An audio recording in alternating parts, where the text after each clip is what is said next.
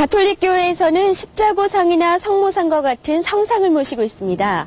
그래서 우상숭배를 하는 것이 아닌가 하는 오해를 받기도 하는데요.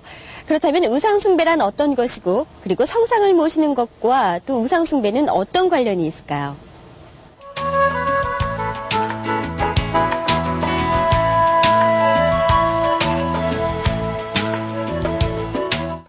우상숭배란 하느님이 아닌 어떤 사물이나 형상을 하느님으로 여기고 절대시하는 것을 말합니다.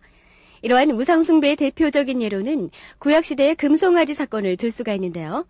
출애굽기 32장을 보면 아론과 이스라엘 백성들이 금송아지 신상을 만들어 이것을 숭배했다는 내용이 나와 있습니다. 물론 금송아지를 하느님의 상징으로 표현하고 하느님께 축제를 올린 것은 우상숭배라고 할 수가 없습니다.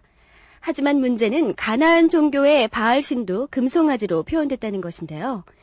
다시 말해서 하느님의 표상을 금송아지로 표현함으로써 야훼 종교와 바알 종교가 뒤섞여 종교 혼합주의에 빠지게 된 것입니다.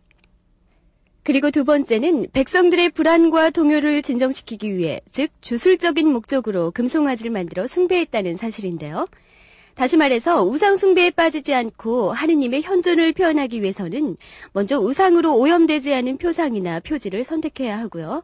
그 표지를 하느님과 동일시해서는 안 된다는 것입니다. 이렇게 구약 성서에서의 우상화는 보이지 않는 하느님을 인간이 만든 형상으로 대치시키는 행위였습니다. 하지만 보이지 않는 하느님과는 달리 예수 그리스도나 성모 마리아, 그리고 성인들은 시간과 공간 안에서 실제로 우리와 같은 삶을 살다 가신 분들인데요.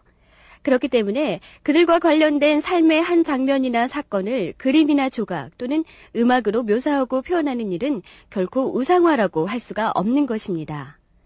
물론 그림이나 조각의 재료, 예를 들어서 나무나 석고 등을 성인들과 동일시한다면 이것은 우상숭배라고 할 수가 있는데요. 하지만 십자고상이나 상본, 성상 그 자체를 예수님이나 성모님으로 여기는 사람은 없을 겁니다.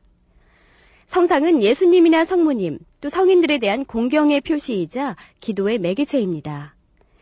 인간은 감각을 지닌 존재이기 때문에 신비의 세계, 영적인 세계와 접하기 위해서는 눈에 보이는 구체적인 표상이 필요하다고 하는데요.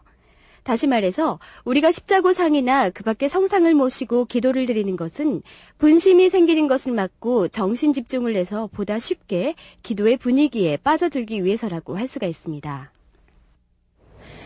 우상숭배가 하느님의 자리를 대신하는 사물이나 또 가치라고 한다면 현대인들의 우상숭배는 과연 어떤 것이 있을까요?